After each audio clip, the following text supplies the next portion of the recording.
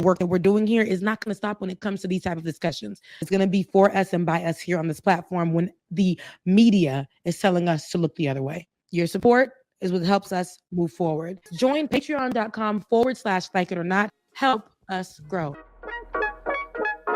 Like it or not, y'all. Y'all know what time it is. It's time for Like It or Not. With Rebecca Azor. Let's start this damn show.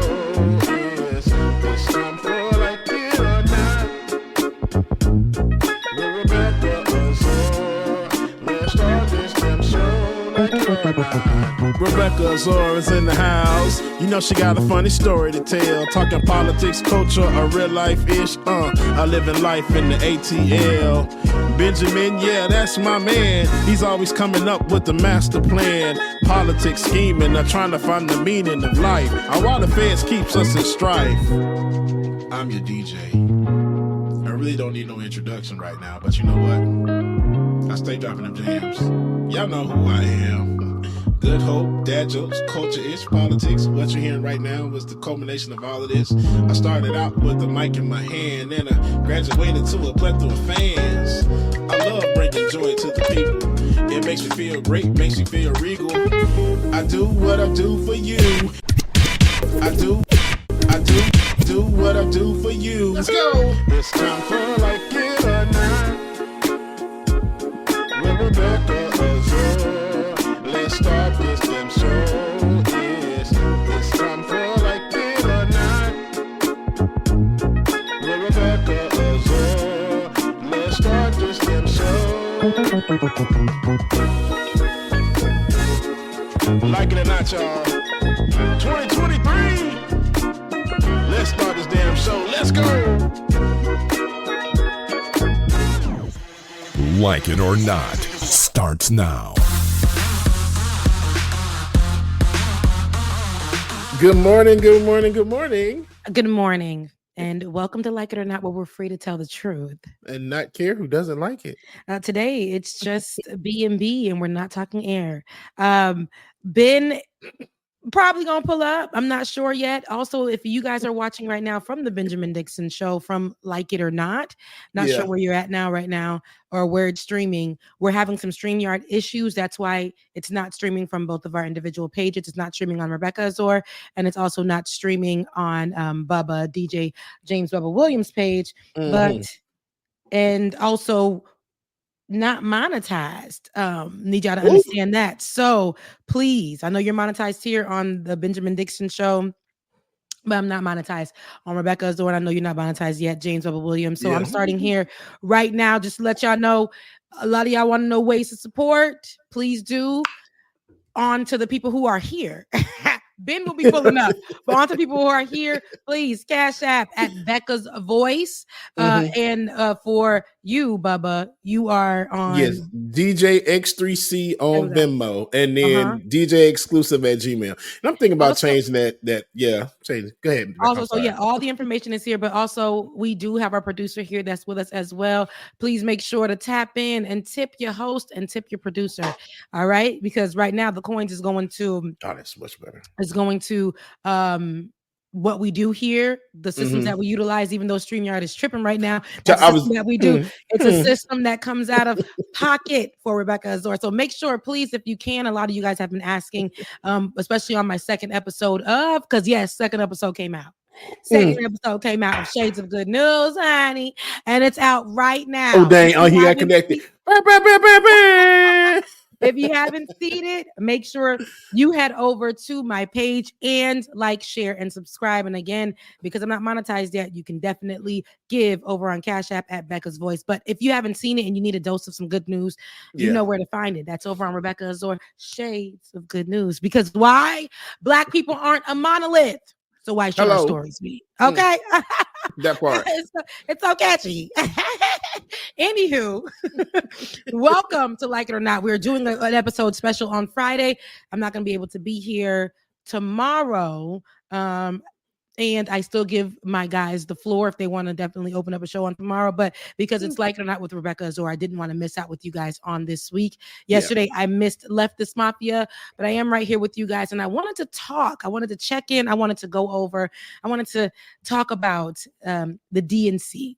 Right, there was a lot of great, and I know there's a lot of controversy over what's happening in Gaza. Her comments, the protests that are out that were outside of the DNC, representatives that weren't able to, speak on behalf of their state, but also as a Palestinian person who can give some more color, okay, so to the people who were there, to the audience, which would have been great about what is happening over in Gaza and Israel. So before we do all that, we're going to do the mental health check-in. Y'all know what it is. Again, we're having, if you're watching this solely from, and you're wondering why you can't get on our pages, StreamYard is not allowing us to do the multi-stream right now. So that's why we're we here. pay too much money for this stuff to be acting up the way it is. I'm sorry, Absolutely. I had to get it out. Absolutely. Account be going in the red for StreamYard, but we make sure. Okay. But anywho, how your mental health? How are you doing, Bubba? How's everything going with you? How's your week?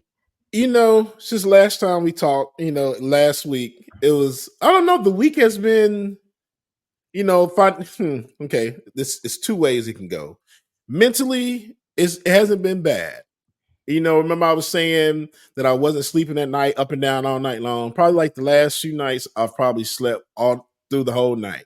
I took y'all's advice last week, one night, and I was up, I laid there, and just, I don't know, just everything going everywhere. But it's just like, it was nothing, everything everywhere, all at once, if that makes any sense. So I took a deep breath, and it just silence. And I started hearing a little voice, you know what I'm saying? So didn't hear what it was saying, but once it was very soothing, and I was able to go to sleep. Yeah. And since then, I don't know. It's just, there's been a shift in the atmosphere. Yes, it has. Hello, somebody. Yes, it has been a shift. We talked about that. We need to definitely shift. And I love that you were able to hone in and take on some things. It's not going to be easy. As you repeat it, as it becomes repetitive to you, you will start to see yourself start to actually get rest. Rest is important because rest is different from just sleep. Sleep. Hello, somebody. Get up tired, but when you rest, your body is at peace. Your body is at rest. You are giving everything away so that your body can be rested. And then you wake up and you feel, no matter what, like at peace. You could have had 3 hours of sleep, but that rest does make a difference in you just getting sleep. So, so I hope that you continue to practice those things, because not only is it good, rest is good for your body physically, it's very good for your spirit. It's good for your mind. You could be working out 7 days a week, and if you are not resting, those results, I'm telling you, you won't see it, right? You won't see any of it. But if you rest, you will start to see that it's all, you being mentally healthy absolutely helps with everything else that you do. Yeah.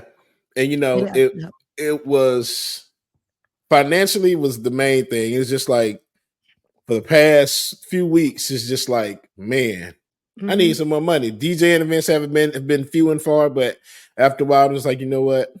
We gotta let go and let God. That's all I can do. Because at this point, I can't do anything else. I'm not about to make no OnlyFans. I mean, I thought about it, but I'm not about to make no OnlyFans. I think I'm gonna go ahead and tap into OF. No. See, I was thinking about some feet content. Maybe I might show some feet. These feet been through some. These feet, not these feet. Jesus, I can't get up there. Not my feet. My feet have. Listen, it's the cob down there. Because I've been through some things in my life. Mine is some sandpaper. Baby honey, I used to walk around as a little Haitian girl who didn't know that this is not what people do in America. I walked around with no shoes on. I'm talking climbing trees in other people's neighborhood blocks away, no shoes on. No shoes on. Girl, why she ain't got no shoes on? Because we thought that's how it was. We really was walking around the neighborhood with no shoes on. I ran track, cheered, danced, a dancer. All my life, literally danced. Feet, wore shoes that I thought was my size when I was younger, because I thought that my size was equal to my age. So I wore a size 5 and knowing I was a size 8 in children. Oh, So my corn's been coming in since young. Mama, you know how when you go to the store, mama say, "How do I feel?" Because I wanted the shoe so bad, I said, "It feels great." Baby, that was that was the first day of hell no's on my feet. Hell you feel no. like Oh, baby, inside the shoe as a child. And I began to, I remember in dance school, I had to wear shoes. They said, this is what we do. I had to wear shoes that were too tight. And I went through the whole performance, and I would do that often because I couldn't afford my real size. My mama had to go and get me the secondhand version. And that's the only way I was able to make it through for that. Also, did the same thing with our cheer shoes. Dance, like all of this, it was all secondhand. But now I'm happy to say that I don't have to wear secondhand no more. It's by choice. And I always go to the thrift store on my Janelle Monáe stuff. I always go to the thrift store and see what they have because I'm like, I'm not too good for that. And especially right now, I have nobody's job. Right now, this is what I'm doing is what I'm doing right now is the job. My content creation. I told you guys, this is what I'm doing now. So, but anyways, I say that to say, I'm going to make OnlyFans. I'm just kidding, by the way. I'm not making OnlyFans. If I could, I would. If I had that type of the strength that you ladies and you men and hello somebody have, I would do it because we need the money. The kids online, they do it all the time. But they do. Like, I'm going to be shy. Like, do you want to see? Oh, sorry. Oh, God. I'm so sorry. Mom? Like, oh God. Hello? Hey, mama. And look, I'll be saying like, Alexa, because I have to whisper her. I don't want to channel all y'all Alexas, but like Alexa, play Tank Scream. And it's like, did you say play Kirk Franklin Stomp? And they're like, for both of you. I'm like, oh my God, I'm so sorry, guys. Oh Jesus, this get me. Alexa, stop. It wouldn't go right for me. It wouldn't be right. That's when everything under the sun would start going wrong. It's just like, oh Jesus, you know what? Right. It's not meant for us. It's not me, y'all. I'm sorry. It's just my hair got caught in. You guys, I apologize. It's just, I already know for me what it would be like. So y'all, I can't do OnlyFans, but I'm here with y'all. So please go ahead and make sure y'all like, share, and subscribe on all of our individual pages. And please support. Please support. Anyways, with that being said, oh Jesus. The D to the N to the C. Okay, the Democratic National Convention 2024, which was more than just about our Democratic leaders, I will say. They actually utilized this moment to give it to Madam Vice President Kamala Harris. And I love that they did that because they know that we really only got now, I think it's 73 days until election time.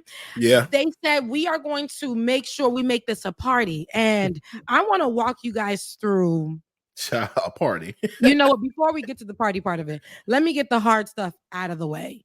Let's get the hard stuff out of the way. Let's talk about Palestine real quick. I want to make sure we mention that we did have a conversation with Olay and friends where we discussed it too, and feeling all the things. We're going to have an honest conversation for just a few minutes because we're not going to make this a thing here because we know we've been talking about this and we will continue to keep talking about it. This is not going to be a story or a situation that we push to the side, but there are a lot of moving parts here and everybody wants the same thing, but does not feel the same about getting there.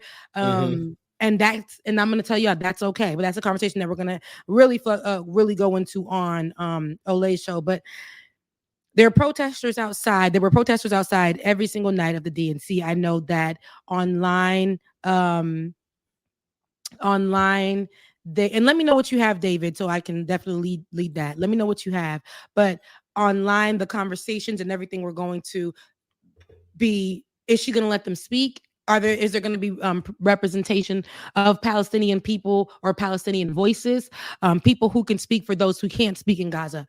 Are we going to see that in the room at the DNC, especially because it's very important to have that conversation?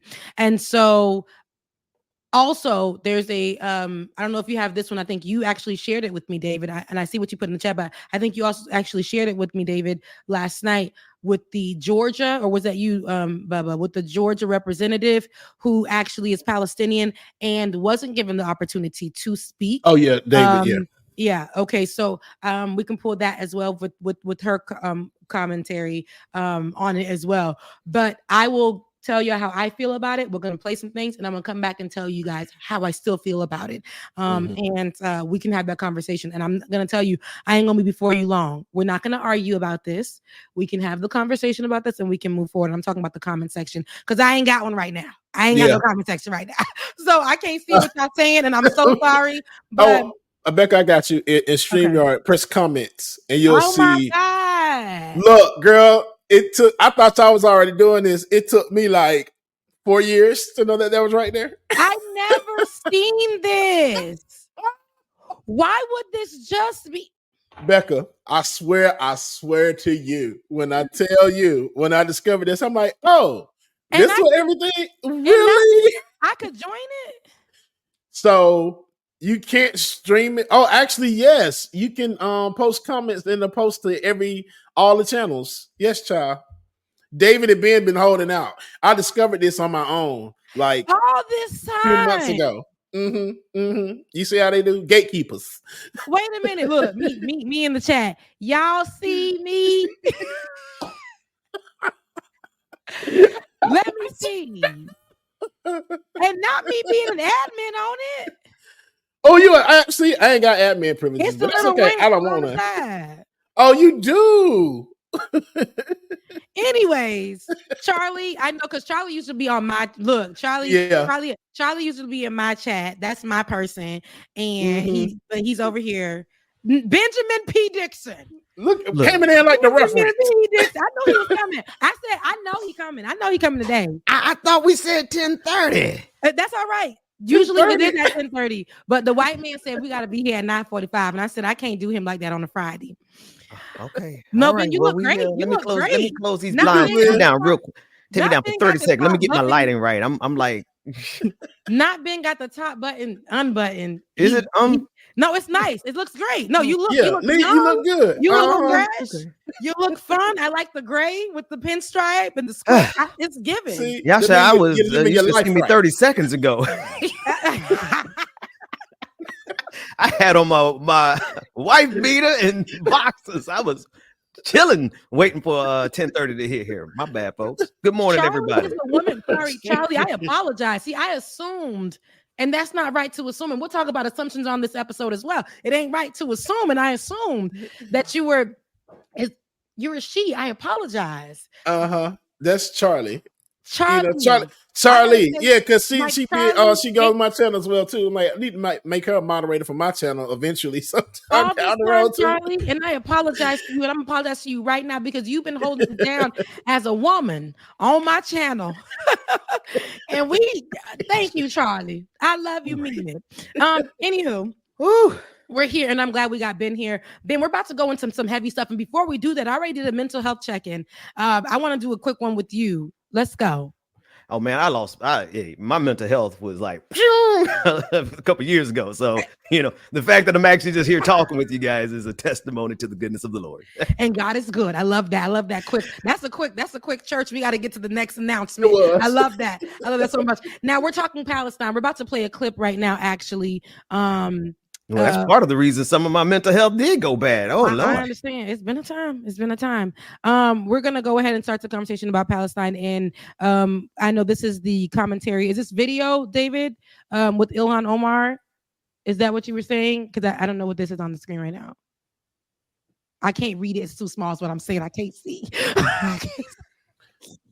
He ain't came in yet. So from what I saw about it was, this is basically saying that the police, Chicago police, were the ones that stopped. I saw that, Representative Jackson, that prevented the from him from speaking at the DNC. Was that so? Is that confirmed? Because I know that they were saying that. Yeah, exactly. That's my whole thing. Now we got you. Okay, I was talking and you guys weren't here. I have Rep Omar, but the audio is not great, so I can try that. I wanted to highlight this because everything else is mostly B-roll. I couldn't put together the speeches that they were doing outside. But this showed up yesterday, and it was posted by If Not Now, which is a anti-Zionist Jewish group that stands for Palestine and peace.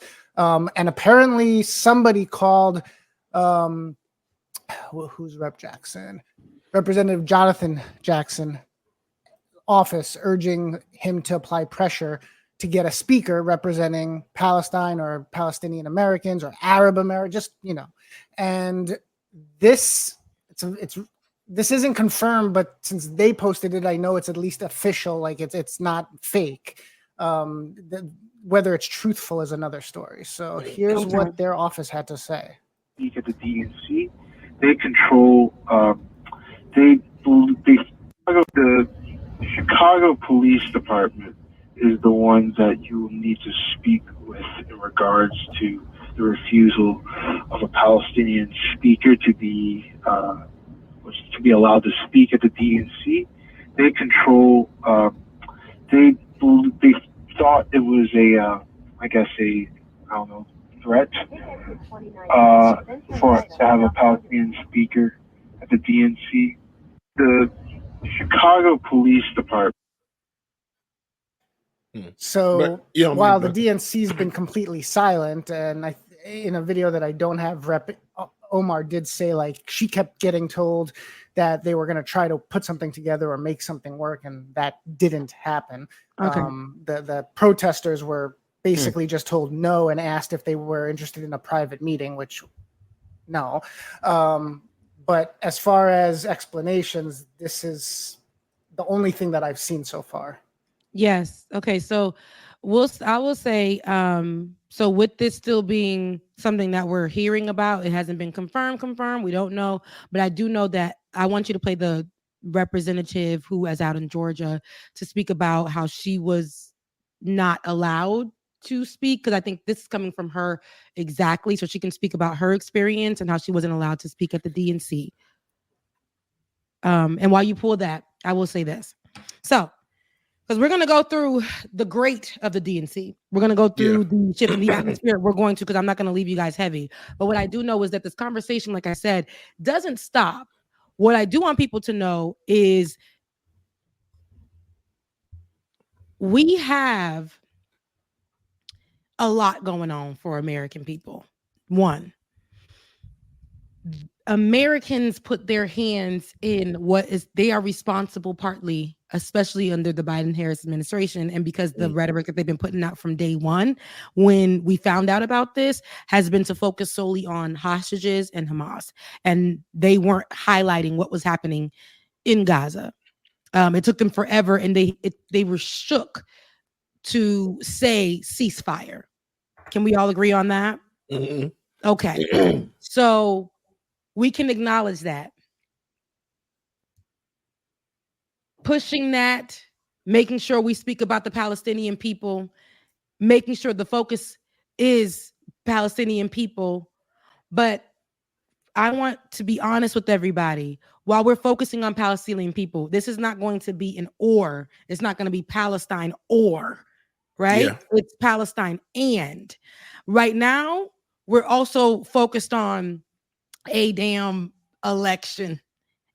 So Palestine and the election, Palestine and Sonia Massey, Palestine and I want y'all to know that we can talk about all of these things without dismissing the other.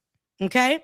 There's a divisiveness that I see happening online, and it's amongst what happens is, and this is, I think, we're doing what the right wants us to do in some kind of way. When we're placing the focus on how we feel, on how this should happen.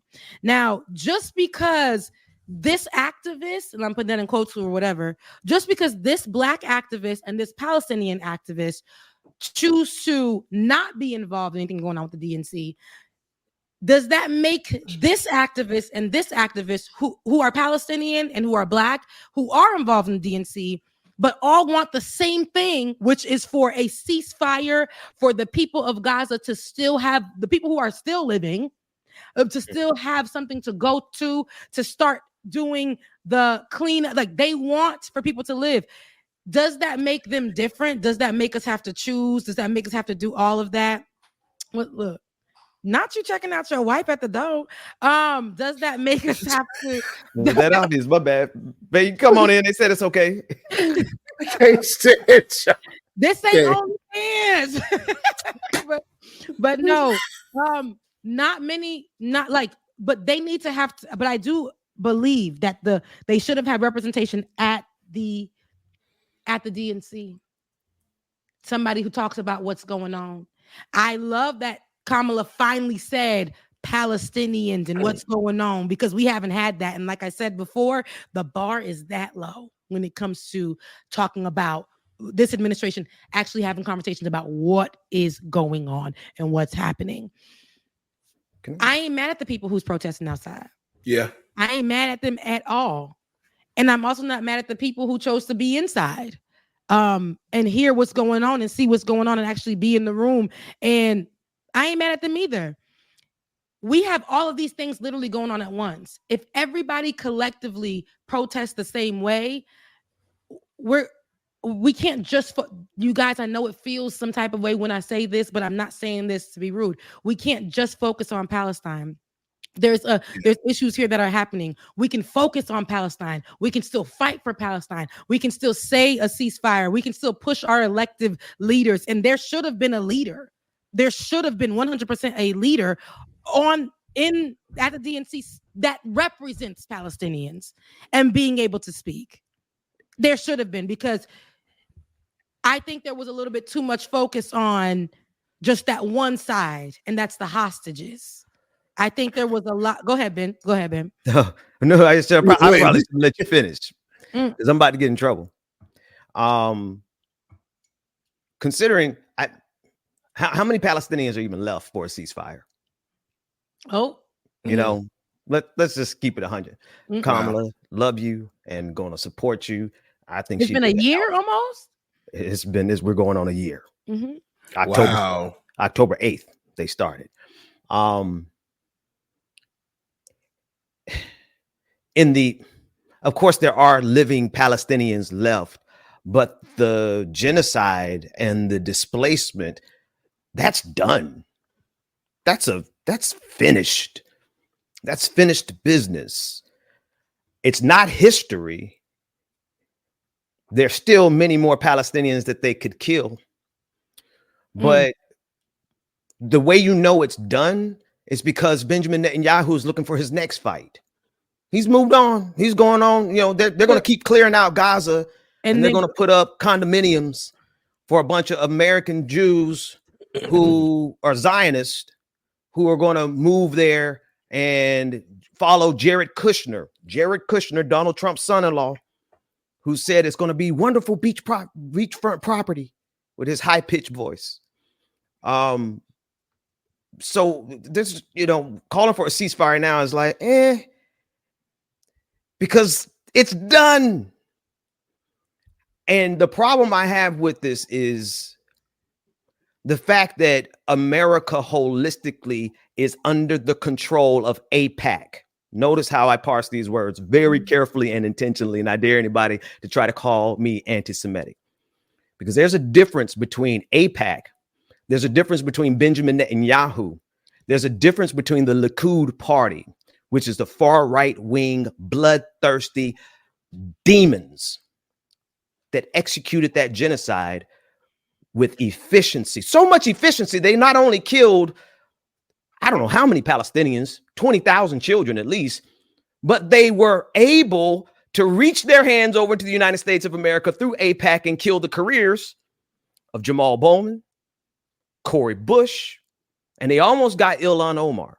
Now, I'm saying this because we are stuck between not just a rock and a hard place, but a devil and some demons in the form of the Republican Party and the Democratic Party, as they are controlled by AIPAC dollars. There's no question about this. This is historical. Go to opensecrets.org and you will literally see the tens of millions of dollars that AIPAC gives both the Democratic and the Republican Party. I say all this to say that was the very best you're going to get from the Democrats. That's it. And you know what? It sucks. It does. You know what's worse? The evil, sadistic plan of Donald Trump to make it worse. I don't know. How do you make genocide worse? I don't know, but Donald Trump is trying to figure out how. Yeah. Literally trying to figure out how. And I give a shout out to all the protesters that were outside, but I also know that in that crowd that was outside are people who don't really care about Palestine. They just care about handing this nation over to autocrats. Yes. Donald Trump. Not all of them, the majority of them. I was watching, I said, solidarity with everyone who's still standing for Palestine. But calling for a ceasefire right now is like. I love that you said that though, Ben, because in that is truth. Like Lateef said, they need to start charging for war crimes now. And like it's beyond the ceasefire. Because like you said, there are people that are still living there. You owe them so much. It's reparations for them folks, 100%.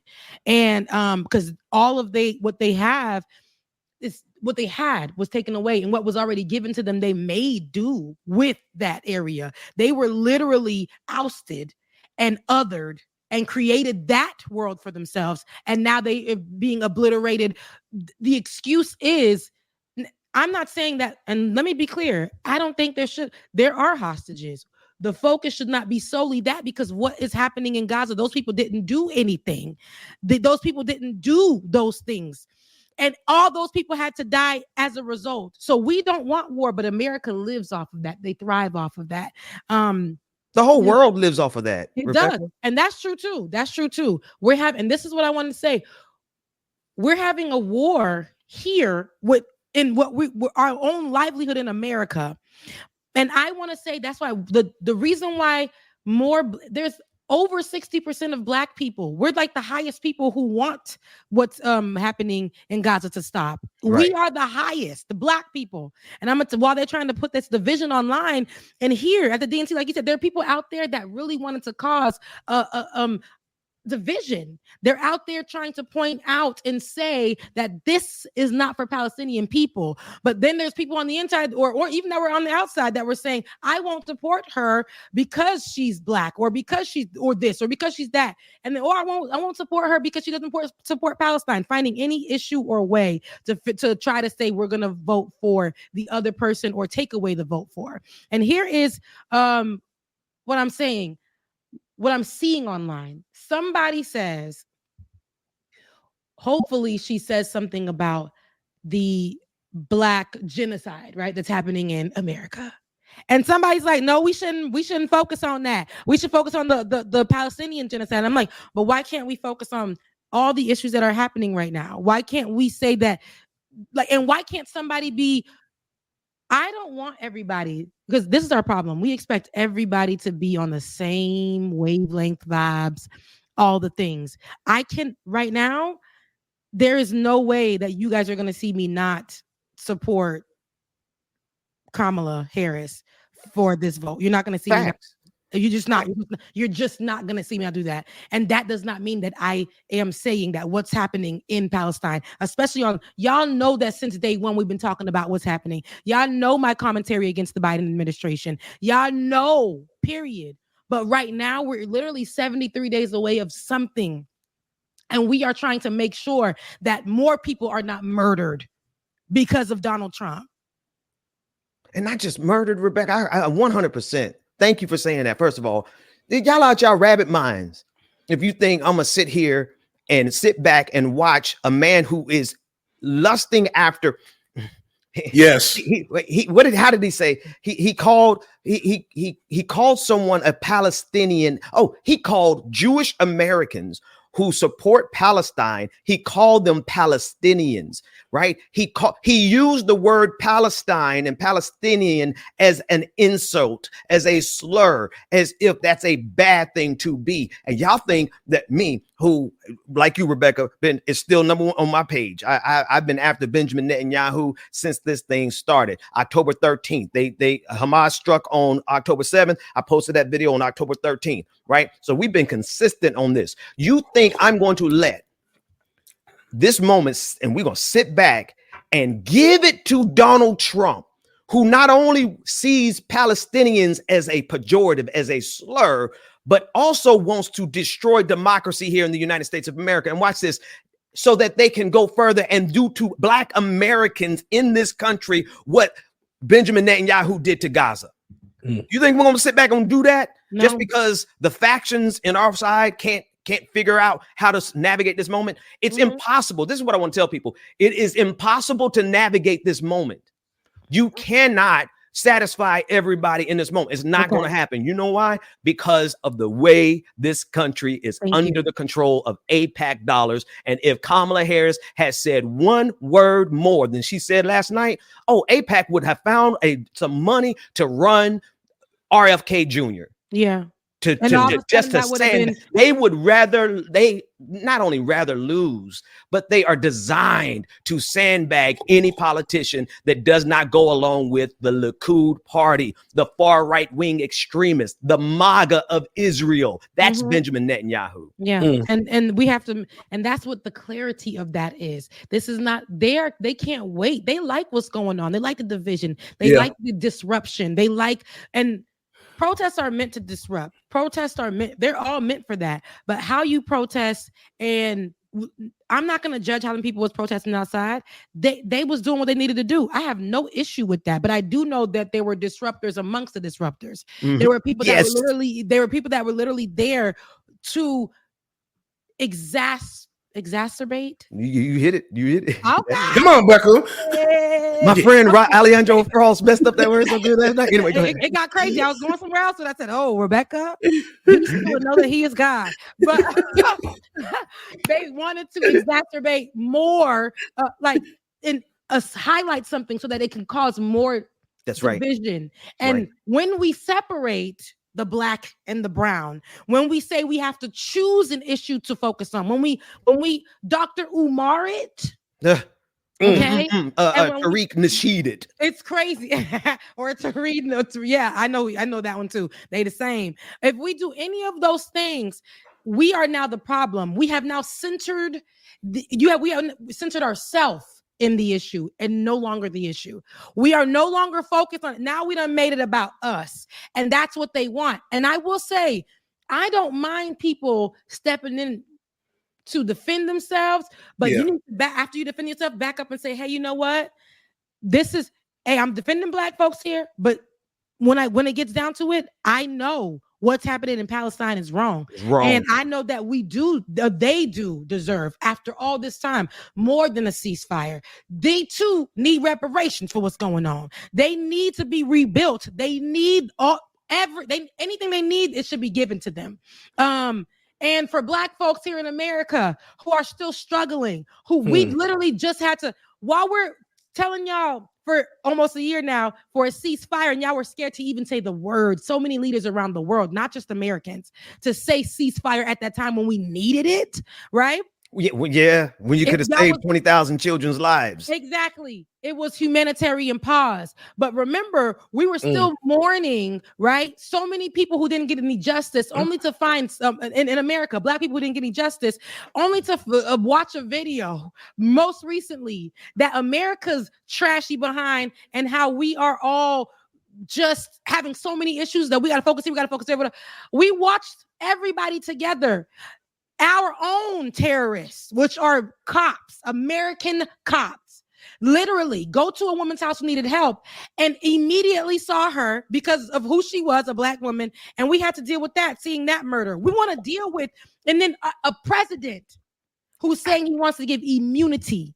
Full 100% immunity to police officers. So we're dealing with so much. So they don't tell us that we need to just focus here. Just focus on one thing. We're telling you that this election is a life and death for us too. Literally. And that's my whole thing. And I thank both of y'all, because y'all have said everything that I wanted to say for the longest, and I just couldn't articulate it and get it out right. So thank y'all. But absolutely, it's like I care about what's going on over there, but I also have to care what's going on here, because I can save what's going on over there. But what happens if I can't save myself? Come on. in this election and voting for the wrong president. There's somebody in the chat room talking about, y'all remember Kamala went to this place and said, and told protesters to be quiet and shush. Well, what's the other option? If we're not going to vote for Kamala, what are we going to do? Vote for Trump and then be stuck over here and have to go somewhere else to live? If we're not going to listen, like that lady said when she first in the Biden administration, if we're not going to listen, that's going to be the problem. And I can't wait till this episode does drop. But we have to understand too, y'all, and I want y'all to be, and I was saying this too, y'all got to remember, not only am I Black in America, so I'm Black American, I'm also Haitian. And some people don't understand, I got to focus on what the hell going on over there because it's a whole war happening in my own country, right? All my family is there while an active war is going on. And living here, being Black in America, we gotta focus on saving our families. Ben, you talk about every day what you want to do and how you look at the future and talk about leadership and things. I hear you all the time when you're saying my family is my priority. Yeah. And I gotta figure out, I don't care what I need to do, I'm gonna make sure my family is good. How many other people are thinking about that? People in Gaza, when I think we all can relate in some way. That's why, and people like, oh, it's so much division against Black people do not care about. That's not true because the numbers don't say that. Men lie, women lie, politicians lie, they lie, in between lie, but money may lie. But them numbers over there didn't lie. We're the most, Black people are actually, no matter what they're trying to put online and say, Black people are the ones who support. That's right. The ceasefire. Black people are the ones who can relate the most to what's going on there. Black people feel the most empathy for what's going on over there. That's exactly why they attacked. I'm sorry. Go ahead. No, I'm saying that's exactly why they put out this attack to divide Black folks from Palestinians, right? Because it is a global alliance of solidarity against oppression, against our oppressors, right? Palestinians have had our back for years. Black folks stepped up, and I knew Black, especially some Black church folks. I said, you know what? I love our Black church folks because I remember when CC Winans came out and said, "Pray for Israel." And then in the comment section, all the Black folks would say, hey, CC, we love, God bless Israel, but the Palestinians are getting genocided. And she had to take it back. She had to take a step back. They could not allow that solidarity to go unchecked. And I want to say this, there are so many Black demons out there. I always talk about white devils. I always talk about white devils, and I will continuously call those devils out.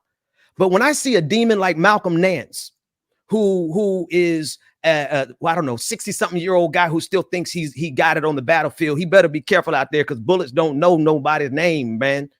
You know, you out there, and he's over here in the United States of America right now, sowing the seed to divide Black folks from Palestinians. That nigga's a devil.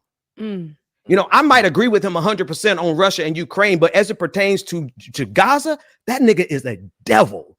And there are so many Black folks who are facilitating the roles of devils, who are acting just like white supremacists. Tariq Nasheed is one of them. He is out here doing the role of dividing Black folks, FBA, what is it, Fundamental Black Americans, who's an offshoot of ADOS because he couldn't get along with the ADOS Foundational team. Black So he went and started his own little janky thing. And he's playing the role of white supremacists, dividing Black folks from the diaspora, Black Americans from the diaspora. You got Black devils who are out there who ain't even Black American now. I don't even believe in the diaspora wars, but I see how Donald Trump has hired so many Black folks who ain't even Black American, and they out there dividing Black Americans. Why? Because they know the power is in the. Why do you think they are so concerned about Kamala Harris being viewed as Black? Because they know the power is in the Black vote. This man preaching today, goddamn it. And so you see how we have to focus on that right now. We have to focus on right now because y'all, we won't be here if to fight for Palestine, if we not fixing right now what's going on with us. We can literally say and protest, and it may not look like how people are protesting for their own people outside or whatever. People have been just election time in 2020. Before that, I remember we were having so many representatives from Georgia sit here and talk to us about how they were actively making sure that there was voter suppression in front of our faces.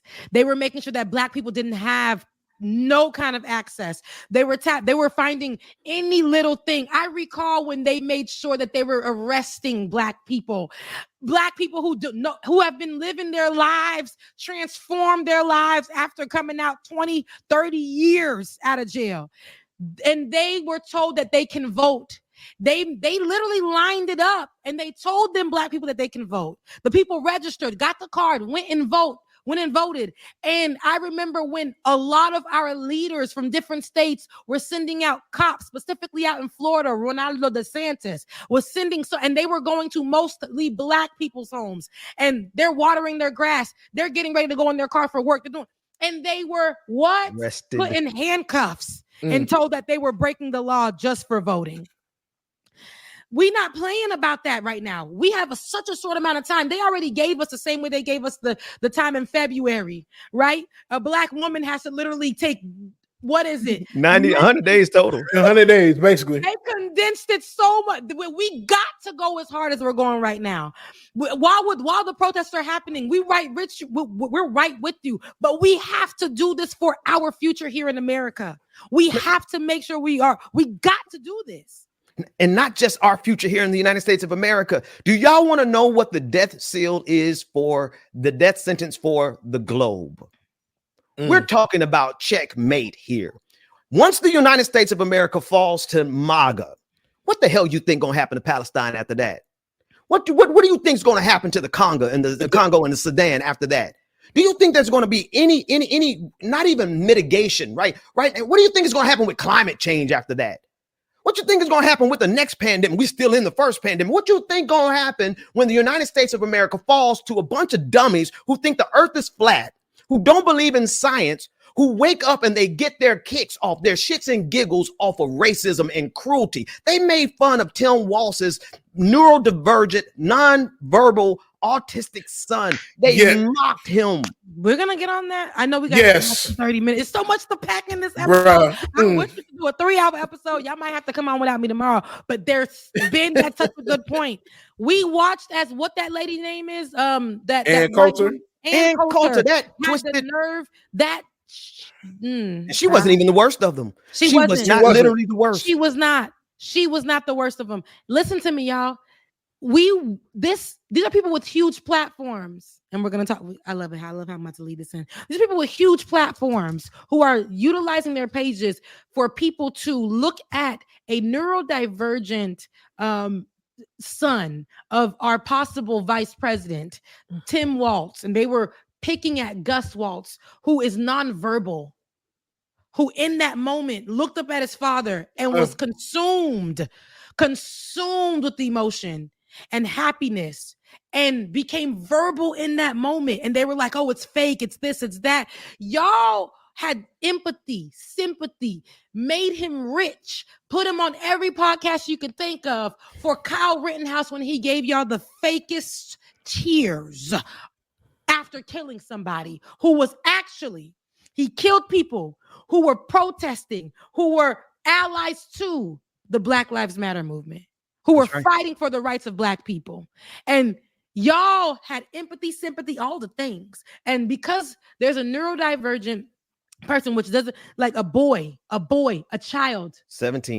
17 years old. Gus Walz, we see you, baby, and we ride at dawn. For every one of them white folks on the other side who have issues in their family, and I want to go down the list, but I'll be wrong. But those people on that other side who are upset, who don't know what love looks like, who projected on y'all because their fathers and they people did stuff to them and that and their families and stuff like that. This is not what that looks like. Love is healing to the point where a nonverbal child can stand up and acknowledge his dad's accomplishment. Y'all mad because y'all can't get y'all kids to leave the room. Y'all kids is on TikTok showing how they daddy done cheated. They showing how racist they mama is. Y'all, that's what y'all kids is doing. They're not showing up for y'all like these children are. So we ride at dawn for them kids. Those kids ride at dawn. And while we're doing that as well, people so focused on Kamala think this is just such a Black thing. No, Tim Walz is a Minnesota white man. Love him. Who people love him to death.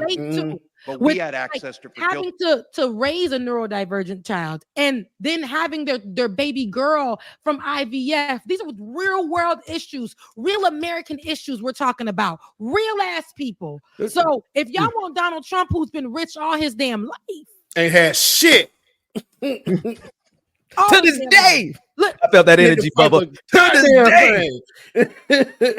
and if y'all want that, somebody who can't relate to you, somebody who literally looks Christian people in the face and says he's not Christian, yet evangelicals are riding for him, somebody who will literally throw paper towels at an own place where people are need him and say that he did it. He shows up at his own attempted assassination. Allegedly, which I don't even see. He don't even have a pinch on his ear. Like, wait a minute. Y'all saying he is so loved by Jesus that Jesus came and picked up his ear and put it back on his ear like he did in the Garden of Gethsemane? Is that what y'all saying? Because not nary scratch is on this white man's ear. Listen to me. This man that's y'all savior, the one that stopped after an attempted assassination to take a photo. He ain't worried about if y'all was getting shot up. He came back to take a photo. Somebody died. He couldn't even remember their name. This is who y'all want? No. Let's be for real. Y'all want to say it's the lesser of two evils. Actually, that's not what we have here. No, that's not. Politics is bad in 100%. Politicians have always been bad. Politicians have always had to make a choice, right? Politicians have always had a little bit of blood on their hands. We know this. Unfortunately, we have to make sure that we got some kind of leadership that can help us get to a place where we can finally have us something we can work with. So this ain't a lesser of two evils. I actually never seen and never heard, and everything that I said about Kamala Harris still stands. Some of the things that I did state were strong and wrong, and I've said this in last month's video, and I cleared those things up, but I'm going to say something right now. I've never seen, I think it's on purpose, and this is my own thought process, and right now while I'm talking, I want you to grab the D.L. Hughley monologue that he gave, but I never seen and never knew who Kamala Harris was until 4 weeks ago. And I'm going to tell y'all why. I feel like they actively suppressed her 100% within the Biden administration because they knew her power. They knew what she was coming for. I'm not saying she was a DEI pick, but I know that they picked her because that is something that America definitely needed to see. The first female vice president. Also, they put her in just the Black social media spaces, and we talked about that, and I feel like that was done on purpose too. But to see her actually know how to work a room and to actually see, oh damn, that prosecute, like, you really hold on. Hold on. Wait a minute.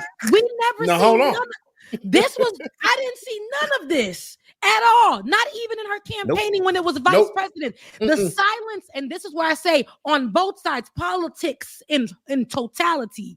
Okay, y'all can't tell me nothing. The left and the right, it functions in white supremacy. So at the end of the day, what we're getting right now has always been who she was. But what they had to do was make sure we only saw Joe Biden. Yeah. When we were looking for Kamala Harris, that was on purpose. We was really looking. That was on purpose. They made sure she wasn't available. They made sure that we couldn't see her in her, because y'all can't tell me what we've been seeing in the last 4 weeks has not been presidential. I ain't seen nothing like it. I ain't seen nothing. The way she handled that thing last night. My God. The way, honey, I know a Beyonce song, Hate to See Her campaign coming. Child, you already know. I know it too. Anywho, I want to say that because there are so many people in the comment section right now. I don't be in this comment section because my comment section really be on one accord. But in Benjamin P. Dixon's comment section right now, there are so many people in there who I know want to come and do the pushback. Some of the commentary is drenched in misogyny, is drenched in anti-blackness, is drenched in and I will say also misinformation. And Reese Colbert is somebody who I actually had the blessing to work with.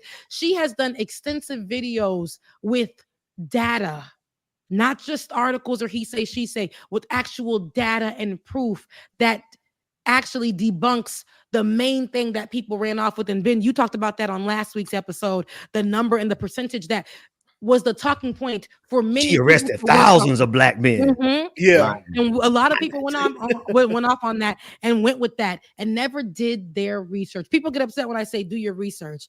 If you haven't done your research and you're allowing Dr. Umar or even somebody on the left to tell you that we shouldn't hold her accountable, right? Figure out why we're holding her accountable, but also figure out what's the truth and what's not. Do your research. So I say that to say D.L. Hughley actually decided to make it known at the DNC because he said, because I disrespected you and on my platform gave you actually pushed out misinformation on my platform for a while, which is a large platform, I'm going to come on this one and apologize. Let's take a listen to that video and how people reacted, but I want to ask y'all how y'all feel about it. Let's take a listen. Then she will give each and every one of us a fair shot in life.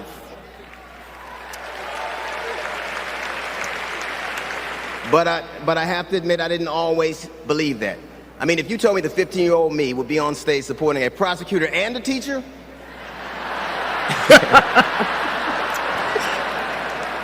there is no way that I would have believed you. But because of that, I made assumptions about Kamala's record. And I often repeated them to a lot of people. Then one day, Kamala invited me to her house. She put her hand on my shoulder and she asked me to do some research. Something I had never done. Something a lot of people I know had never done before. Imagine attacking someone's character without a single Google search. So I did what I should have done in the first place. I learned that she had done for us exactly what she promised to. I believe that your apology should be as loud as your accusation, and I'm here apologizing in front of the whole damn world. Yep. I am. I was wrong, and I'm so very glad I was wrong because, Kamala, you give me hope for the future, a future where my grandchildren, Nola and Stevie, had the freedom to control their own bodies, where they have the opportunity to go as far as their wits and their talents would take them. That future, ladies and gentlemen, is possible, but only if we elect Kamala Harris as the 47th president of the United States of America. Okay. And throw them hooks up. I say this is important because a lot of people were saying, you know, I'm going to say, I know Kamala's smart. She's a smart lady. Black men are doubting her. So I'm going to get a black man that doubted me, and I'm going to put him at the forefront. He's been open about my record, and he's been strong and wrong. So let's get him up. Let's talk to him. Let's get him here. So yes, this is going to be to appeal. This is a political move. This is smart. It's going to be to appeal to them. But also, I think it's great to see because we have to be okay, y'all, with saying that we were wrong. Yeah. The black community needs to be, and I can only speak to them. I don't know the rest of y'all. Gotta be all right with literally saying I was wrong, or I didn't get it right on that one, or I felt that this and it was actually this, or she did present in that way, but I can actually say she's converted me. It's okay to say those things. You don't have to always feel like I am going to betray Dr. Umar and my Hotep friends. That's dope. If I feel the same shift that everybody in the world is feeling, y'all were not okay 4 weeks ago with Joe Biden. And because we have an option that actually shifted the atmosphere, y'all want to find something to complain about, something else. To turn up on, go harder. They're going harder against Kamala than they did Joe Biden. Why, black men? Why? Why? I'm sorry, I don't mean to cut you. I'm gonna submit myself because I don't want to do what black men be doing. You're a black man. I can't speak from that. You can speak from that. I'm gonna say this: they're black men who have just as much misogyny driving their lives. Black dudes who can't get along with not now woman. The hell, they can't even get along with another man. Okay. I'm gonna be honest with you. They are black men who honestly think that women should not lead, and they have they have angst, they have anger, deep-seated anger against black women because they compound it. They not just mad at women, but now it's a black woman. Why do you think you got black men going around here calling black women bed wenches? Bed wenches, talking about calling them servants of white men in the bed, right? That's what they want to categorize them as, instead of looking at what any of these black women. It's not just Kamala. There's black men who hate black women just as much as white men do. Absolutely. I want to stay right here, but we gotta keep it moving. Our producer saying he gotta go in a few, but roll anything for us. I know you had a few clips, and I don't want to miss out on the clips that you stayed up and pulled up for us. Roll something else for us, because there was a lot of good moments that happened at the where'd Benjamin P. Dixon go? There was a lot of good moments that actually happened at the DNC. If you do have this, I'm gonna tell you what didn't happen. Beyonce didn't show up. That's the only reason I watched that. That's not just playing. That's y'all fault for listening to TMZ. TMZ may be right on some things, but they ain't right on a lot of things. Ooh, it was wrong as hell last night. They're the ones that hyped this up. So somebody said that they was taking back they pre-order of the tequila that she came out, whatever the drink that she came out with. They said give me back my money, B. And they wasn't calling her Beyonce. Right. Now because give me my coin back. Yeah, because you can't ship it to a lot of states. So like you pre-order before they had all these states listed. The pre-orders went out and everybody bought it. And then it's like, oh, you can't ship here. So yeah, they had to refund a lot of people. Oh no, she was like, I'm taking mine back because you didn't show up with your the people were getting so upset with her, just cussing out all on. The Oprah moment was okay. Go to the next one. I wasn't really feeling this too much. That was I ain't gonna lie to you. More of the left enjoyed Oprah, but I'm talking about the black folk. We're like, get me to the next one. I loved Oprah, but that was on one of the boring nights. Night 3 wasn't the best. But 1 and 2, we had. Let me tell you something. They had a roll call on night 2. Roll call at the DNC. Kind of like when you go to the club and they be like, is Atlanta in the building? So, is Haiti in the building? Hey, is Florida in the building? All that. Miami, all the things. If you Caribbean, throw your hand, all that. They were doing that. They had a DJ, the popular DJ, I forget his name. Very popular. I forgot his name. But very popular. Y'all know who he is. But the thing is, in that whole thing, Georgia was on brand. I loved it. There were no other performers. Everybody else was like, hey, we're representing Miss Minnesota, and they were doing all that. But when they said, Georgia, how do you vote? Hey, baby, Lil Jon came out. Came out. Georgia, how do you cast your vote? It's so black.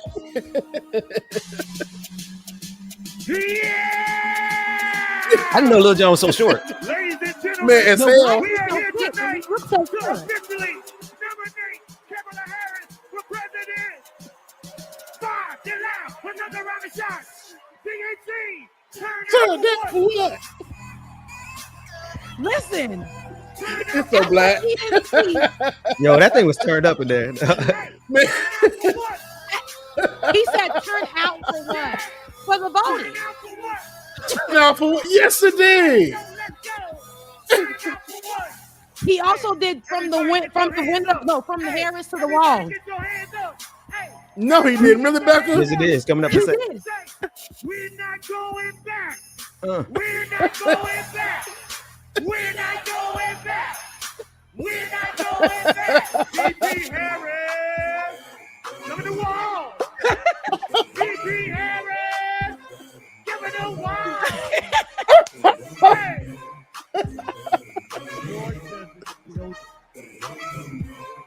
He got his teeth fixed too. Look at your Lil Jon. You looking good, brother. Lil Jon look good, man. I appreciate you. So, I love that moment because at the end of the day, people were mad that Meg Thee Stallion performed at a college. I think that's very on brand for Georgia. Meg Thee Stallion being at a college and performing fine. For the beginning part of the campaign, because I know we're only 4 weeks in, but right now for the campaign days, that's like 4 months. So when she first started, and I'm like, I thought about it. I didn't like it. I didn't care for it too much, but that's none of my business. We're appealing to the kids. She's being very smart in wherever she's going and how she said, Georgia, y'all want to do a production? Y'all want to do Atlanta? That's y'all business. get it going. The Get it DNC going. said, we're allowing. He said, Georgia, how do you vote? And that man said, don't know. Like, what? Like, that was insane, but it showed. And they also, like, after that, they went to the next state, and it was like nobody was like so shook about Lil Jon performing. They went on to talk about how their state plans to vote and how their state plans to help out with pushing for voting in their state and what that looks like and what Kamala Harris has probably done for their state. I love the stories that came out of each of the states. And this is what I like to see. It's showing more unity. What did we see at the RNC? Which mass deportation signs. That's all they had. Mass deportation signs. Child, it looked like a funeral at the RNC. It was right. It was whistleblowing. They called themselves Trumpites. They talked about how they will start another revolution. If you went at that time, as you saw us cover on here, where we went to the website and we saw immediately the first thing they said about Project 2025 is to prepare for what they were about to do, almost as if to arm yourselves. Okay. And they were talking to their own people. And what we did see as well was more so everyone discussing Trump discussing himself, everything centered around not how he can help you, what he's going to do for you, but how he's going to benefit from doing what that party is telling him to do. Mm-hmm. It's, how do you plan to vote and why do you plan to vote? And what's y'all story? Can you tell us what you're looking for? Can you tell? It is more unified. And y'all can't tell me after all that we've been through, that ain't giving us a breath of fresh air. And it lets us be people who do not have to worry for once how we're going to feel. I can party right now. And I'm talking about within, like, I can feel fresh enough to celebrate something, but I'm not only going to sit here and celebrate, I'm going to get educated. I'm not only going to get educated on something, I'm going to be gifted tools to be able to take home and fix the misinformation that was given. That's what we do. Not stomp on, create, continue to lie. Like, lie and tell a party of people who support you, a group of people which are Christians, right? You ain't Christian, but I'm gonna get y'all what y'all want. And if you do what I'm gonna fix the elections to make sure it's straight up and down, Republican. We ain't never gonna change it. Dictatorship. Y'all need it. Y'all want it. I'm so glad he's playing this clip right here, the Central Park 5. How about Tariq Nasheed had the nerve to call out the Central Park 5 for coming out here and telling their story against Donald Trump, who took out a full-page ad calling for the death penalty for the Central Park 5. Sure and when just over a year ago, it's kind of maybe 2 years ago, it kind of confuses me when he said that he called out Donald Trump for being mad at Tariq Nasheed called out Donald Trump for being mad at the Central Park 5. What changed between then and now? A paycheck? Because Republicans got more money than Jesus. They got money to give everybody and their mom. Yeah, they do. It's the this outrage that seems to be very selective.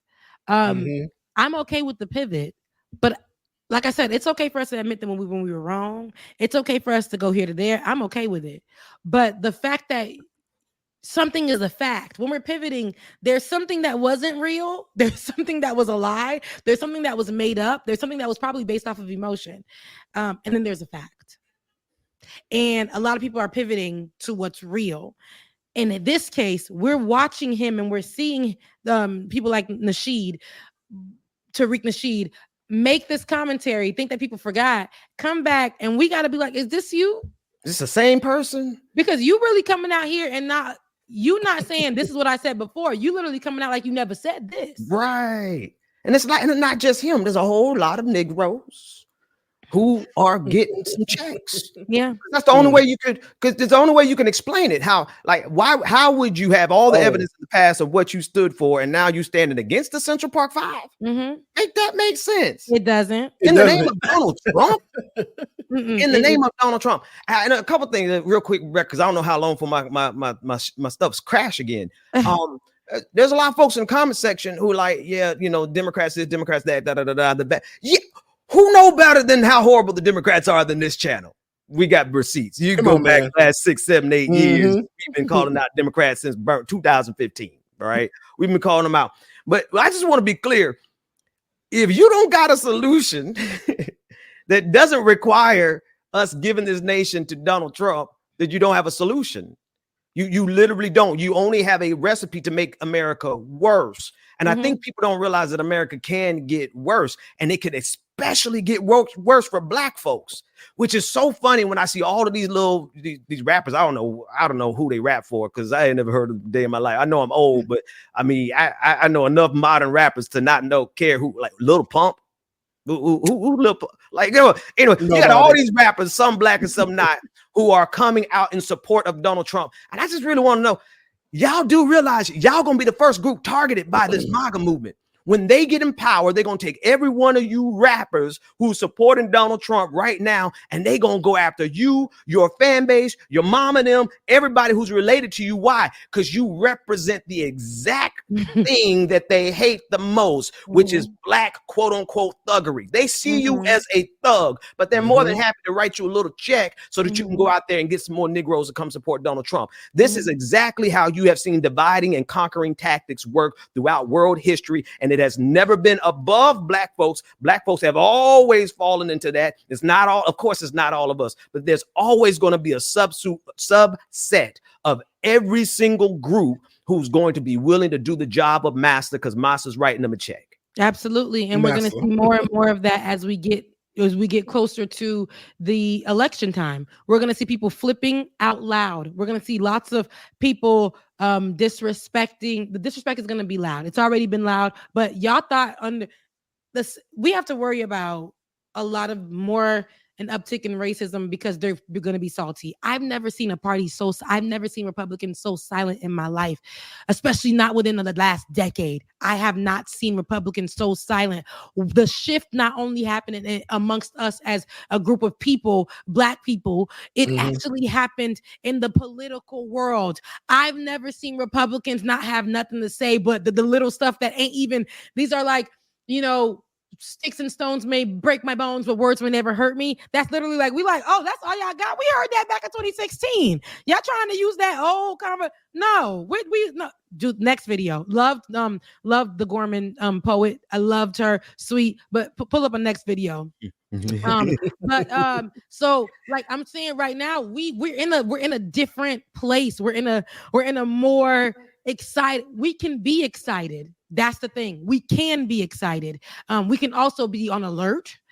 We can also be knowing where we're going to hold this person accountable. But we know that we've been given such a short amount of time. And if we start veering off this way a little bit, that can affect what's going to happen come election day. And we're trying to keep our feet planted. And we have something to do. There are different missions to accomplish. We're on the way there. And this is mission 1. And let me tell you something. We're going to have to stay in unity. We're going to have to do what we need to do to get the job done. If you're the problem, get the hell out the way, because we're still going forward. That's it. Got people like Dom Lucra on Twitter. I call him Don Filthy Lucra. He's the guy who posted child sexual assault material, and Elon Musk reinstated him.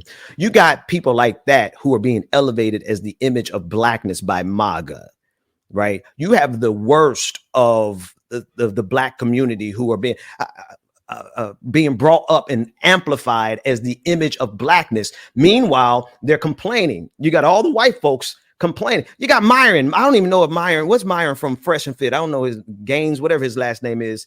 Unimportant. You got dudes like him who are lusting and loving after Nazis, right? But do y'all really understand that y'all are the first ones they gonna come after?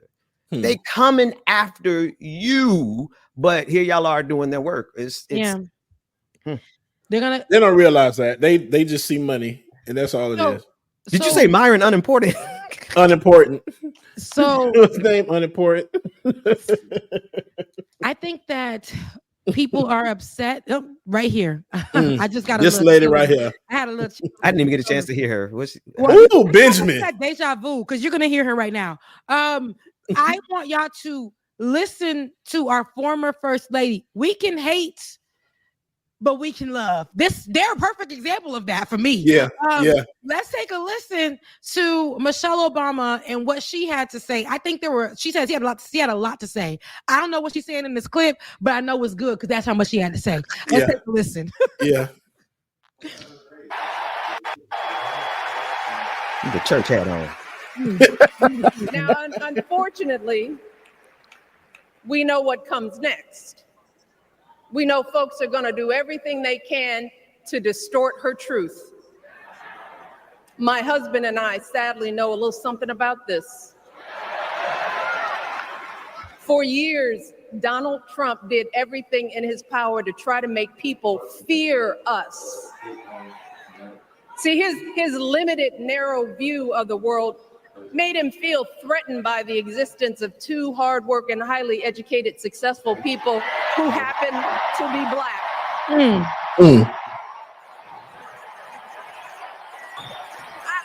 I want to know who's going to tell him that the job he's currently seeking might just be one of those Black jobs. We love when Blackness is presented. Okay. We love to see it. You get that audio up a little, David? Or is that it? Oh, that's the whole clip. Okay. Dang, no, and see, that was just the part. We were when she came out, that was one thing, and she came out with braids, but we were so focused. Oh, it's another clip. Yeah, I think y'all deserve another clip. Play another one. Play another one from her. I just feel like she said some good stuff. Crank that volume up, Soulja Boy. Please welcome America's 44th president and the love of my life. I mean, Obama was good, still fine, but Michelle. What he said about that the little crowd thing? That was good. I saw that. This renewed sense of hope. Let us not forget the despair we have felt. Let us not forget what we are up against. Yes, Kamala and Tim are doing great now. We're loving it. They're packing arenas across the country. Folks are energized. We are feeling good. But remember, there are still so many people who are desperate for a different outcome, who are ready to question and criticize every move Kamala makes, who are eager to spread those lies, who don't want to vote for a woman, who will continue to prioritize building their wealth over ensuring that everyone has enough. So no matter how good we feel tonight or tomorrow or the next day, this is going to be an uphill battle. So folks, we cannot be our own worst enemies. No. See, because the minute something goes wrong, the minute a lie takes hold, folks, we cannot start wringing our hands. We cannot get a Goldilocks complex about whether everything is just right. And we cannot indulge our anxieties about whether this country will elect someone like Kamala instead of doing everything we can to get someone like Kamala elected.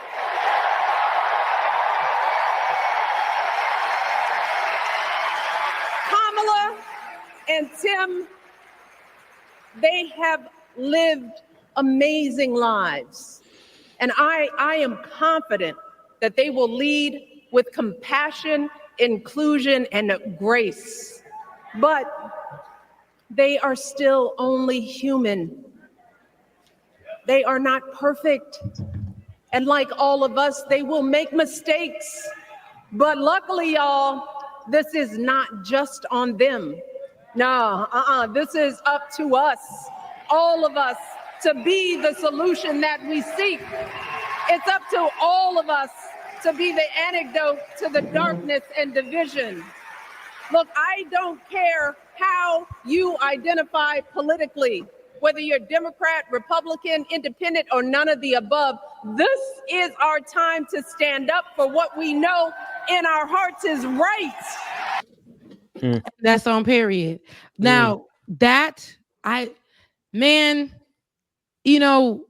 I love the first video, or in the beginning of what she said in this video. She said she loves the excitement. I love that she said, we love the excitement. I love what's going on.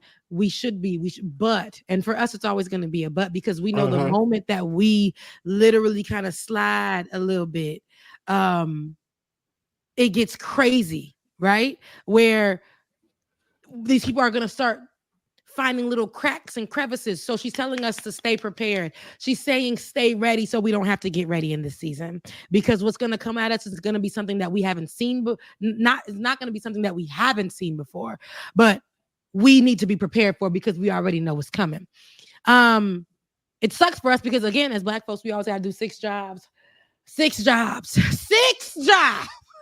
And what I love is that she came up here in all her Blackness, and people like to question, I being one of those people as well, the Blackness of Kamala Harris at one time. But when I heard her say in that video from 2018, 2016, and it's in my first video of Shades of Good News, about her saying, I'm Black, I'm going to stay Black, and I'm going to die Black.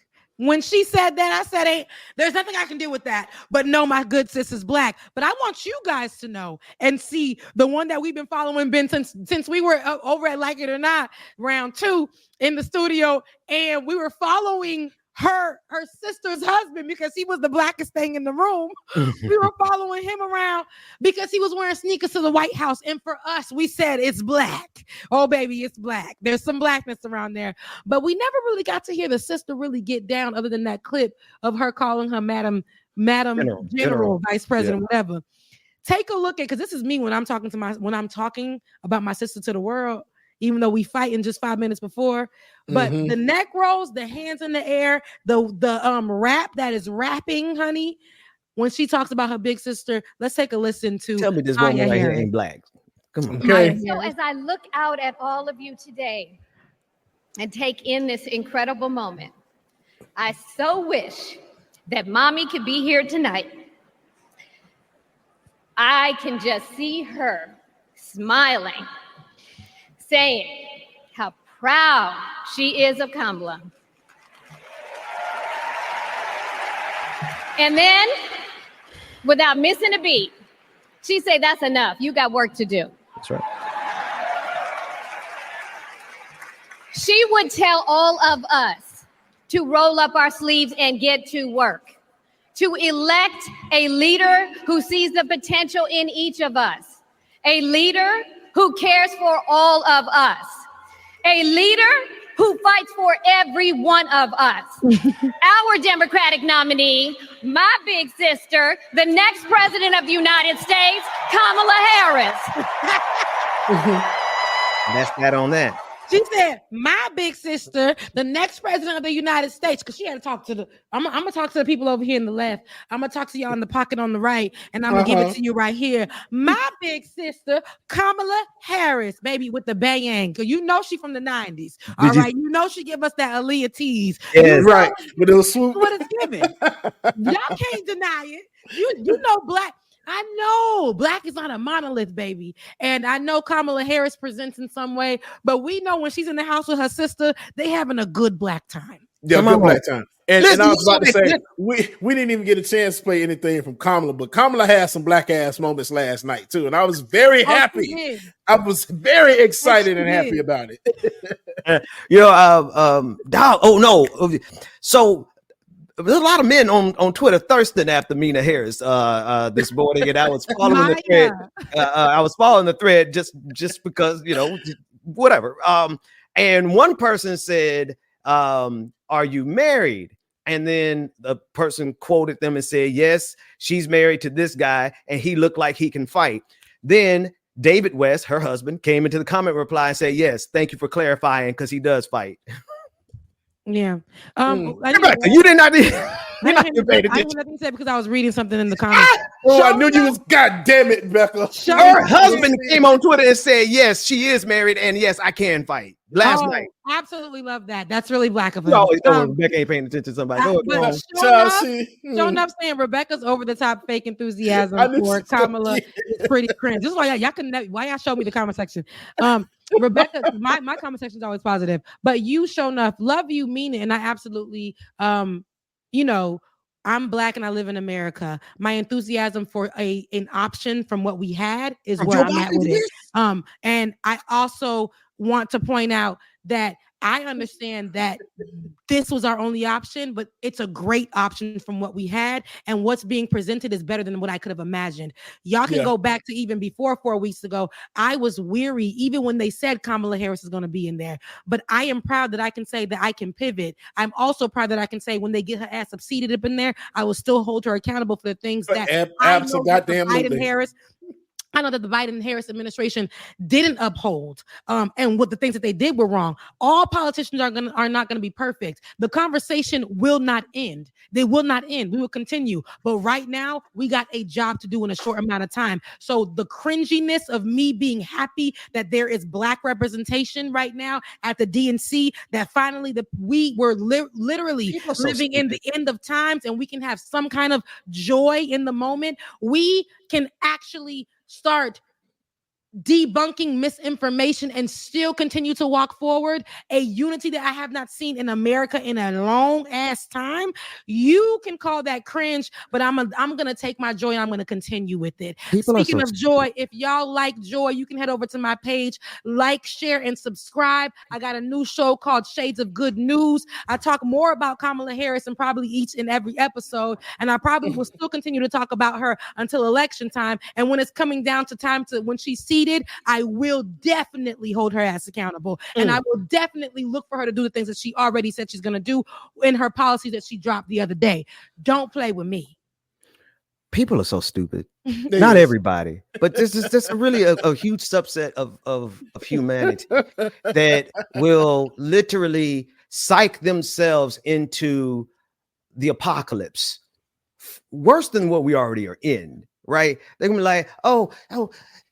She's so happy, it's cringe. What the hell? Why should we not be happy about a chance? That's all this is. It's a chance. It's a snowball's chance in hell, but at least it's a chance. Yeah. And y'all are gonna walk right into the arms of Negroes. You ain't got no chance ever again. Mm-hmm. They love when a black woman presents as mad. When I'm up here and I'm saying this and I'm saying that and I'm doing that and I'm upset all the time and da da da da. No, y'all. This channel, we are not afraid of holding the same people that we are uplifting right now accountable. That's what we do with family members, friends. That's what we're going to do with politicians. Over here, you're going to get it all around. But we know why would y'all want us to be upset at talking about Black joy? What did we just show y'all that was showing us that we needed to be sitting up here being mad and piecing together? What do y'all always want us to be the most angry? We are, but we have the right to be happy. And I'm just gonna there's nothing wrong with that. Nothing. Because they think it's cool to be apathetic and contrarian. They think it's cool to be like, oh, I ain't gonna do nothing about it. And contrarian just say, oh no, I don't like that because you like that. There's a value to it. And then there's the other group who actually just does want America to fall. Mm-hmm. They really just want to see it fall. And I'm sorry, I'm raising kids here. And thank you, Ben. You got it. Come on, Ben. Ben, there's an agenda for you. There's an agenda for me, baby. I'm sorry. I want a house. I'm sorry. I really want to have kids, but I want to be able to pay for them. I'm sorry. I want to have a job that actually gives me great wages. I'm sorry. I want my reproductive rights not to be owned by white men. I don't want to go into a second civil war, because even if they look what happened in 2016 when Donald Trump won in 2016, what did they do? They came out and united the right and marched in Charlottesville and killed hell higher. Mm-hmm. That was their reaction to winning then. Mm-hmm. What do you think their reaction to winning now? Project 2025. Democrats suck. Yeah, they don't really, they are part of the problem.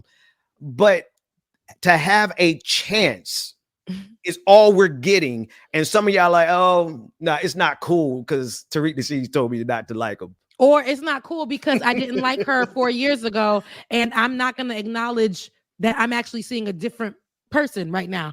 Every politician that didn't do what we wanted to do them to do, what did we yell for them to do what we want them to do? We protest for them to do what we want them to do. We tell them to present themselves different from how they were presenting themselves. That was not helpful to us. Are we not seeing some bit of that we've never seen that in the last, I would say, 8 years? We haven't seen that. Honestly, have not seen that. Tim Walz is the biggest example of, this might be a little bit different than before, because Tim Walz is not the establishment pick.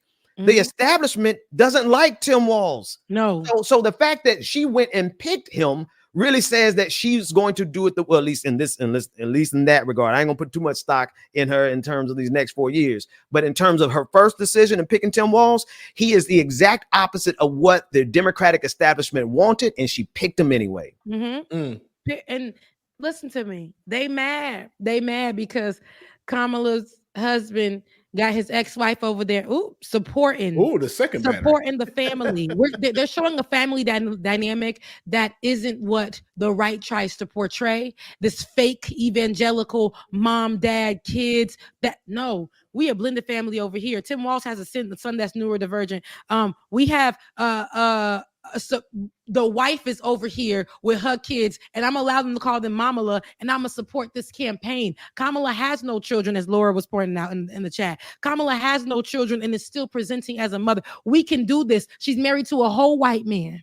A whole white man. Usually we get mad about that, but we're like, that man is loving her down while she is shining, ain't taking her down. This is what we love to see, just love in the room. What people are saying that America is built off of and represents, we're actually seeing that within this campaign. We're seeing that within this DNC. And if y'all want to act like y'all saw it or don't see it, that's if you're Stevie Wonder to it, that's your business.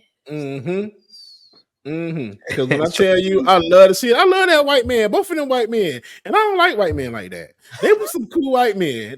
I love them to death. I'm like, I don't know, the love, and here, I forgot his name, but to hear him, the way he talks about his wife, talks about Kamala, is like, I love that. We need that. That's what we need. Would y'all rather she be with somebody who didn't like her? Why do we have to didn't support her? Right. Why do we have to question this is the problem? And also, somebody said something which I think y'all should definitely watch again when that episode does drop. I didn't anticipate this episode to be this, but I'm glad that we had this conversation. But Arnold and friends are going to hear somebody say, hey, you... I'm sorry, Becca. Hold on. To the other white people in the chat, I love y'all. We love all the white folks. I'm just talking about the two that are like huge public figures. Okay. Yes. But and I thought you were talking about relationally, but romantically. I was gonna say this. And I love you, Resolver, but I'm gonna talk about this in a second. Go ahead. Okay. I think that now I forgot what I was gonna say because I'm trying to see what my good sis Resolver said. What happened? As someone who loves you all so much, we love you too. This reeks of false harm reduction because the harm is already here and happening. Yes, but guess what? Shit's about to get a lot worse. It's a lot worse. A lot worse. Let's not get it twisted. Do you think the pictures from Afghanistan before and after? You think the pictures of Iran before the Iranian Revolution and afterwards, where women went from being literally free to being subjugated in the most horrific fashion? Do you not think that can happen? Do you not think that's what they expressly want? That's expressly what they want because they have it in policy. This is what they're talking about every single day. Yes, harm is happening, but my God, today, can you not see the harm that's coming around the bend because they've been working on it for the last 40 years? They have hated every bit of the 20th century, every bit of progress, everything that FDR did, everything that Johnson did, everything, the Civil Rights Act. They want to undo all of it. They want to do reproductive rights for women. They don't want women to even vote. They want to repeal the 19th Amendment. I know shit's bad, but do you not realize these motherfuckers wanted to get a whole lot worse? Ooh, you got Ben out of his church. You pulled him out. Can I raise my look? I got my. I love you. I'm not just addressing that to you. Yeah, it's not to you. Everybody. Everybody. Right. Yeah, and Rosalba, and I love her. Mean it. Also to add the false harm reduction. I think that that has been used a lot, and I can see where you're coming from 100%. Yeah. I really do want to add to it, though. There has been harm reduction. There's been a sense of healing for, and I can't speak to everybody, but I can say for Black people, because just 4 weeks ago, and that's to me harm reduction. I can equate that to that. Yes. Just 4 weeks ago, we really thought, I had to keep on thinking that, damn, we're about to get Trump again. We are about to get Trump again. And I remember, and y'all know, I had that whole story about, I remember when the day he was elected, and I remember everything we went through since then, what we had to cover, the mass murders and the talking about bulletproof backpacks and literally people carrying tiki torches. We saw what happened on his behalf on January 6th. And to have a moment where we are not feeling, at least for 5 minutes, 20 minutes, sitting in the house with your family, being able to watch the DNC and not feel a high level of anxiety for Black people, I think that's harm reduction for that moment. We also had to live through the pandemic being the last on the list. I had to see my family get literally picked up and pushed back. Those being whipped at the Texas border when they were coming in for a better life because of the war that was happening. But I saw the Ukrainians actually get a different treatment coming in because there is a color issue here. The law that was used for some other reason was used under the guise to protect from COVID, but actually prevented Black immigrants from coming here and provided a red carpet treatment for white immigrants, even though both countries were in a similar situation, war. And I have to let you know, when I hear somebody, even though this lady has said things and done things, in this moment, we can all say, I have a chance. I have an opportunity. There's something that we can do. If it ain't for my, listen to me. If it ain't for my immigrant family, at least it's for me who's living here in America. Yeah. Something for me. Something. So it's not that we're trying to say that none of those issues that are happening are not happening. We're actually still having the conversation. Oh, yes. We have to be able to say the good. And I still identify, it does not, us talking about the good and what can happen and how this is a total difference from what we had just a month ago. And then it will not be what we had, 8 years ago. This is something that we can discuss and say, hey, I feel good about it. Rebecca, it is the same as someone who is pre-diabetic saying, I don't want to do anything about this pre-diabetes and then going to full diabetes. It can get worse. Yeah. It can get worse. It is just like the fact that Donald Trump is waiting to hand Ukraine over to Vladimir Putin. And everybody's like, what's wrong with Vladimir Putin? Vladimir Putin is leaving dead bodies on the battlefield. Russian men, not Ukrainians, Russian. He does not care so much about life that he's letting all of the dead. They're mounting up. Ukraine is having to remove the dead bodies of Russians because there's not even a part of Vladimir Putin who cares about that, who cares about democracy. It can be. Is it bad now? Oh, yeah. But can it get a whole lot worse? Yes, because Donald Trump wants to make it worse with him. Do y'all not see what's coming on the international stage? We are fooled. We were fooled over the last 60, 70 years of democracy, liberal democracy on the international stage. We literally have folks who prefer that we have no voice whatsoever. And I had somebody, I'm gonna stop. I had somebody come in my DMs last night and said, at least Russia has an opposition party. No. Where? Alexis Navalny would like a word with that. He's dead, right? They said, well, at least China has an opposition party. And I like China, but they ain't got no opposition party. Let's keep it 100.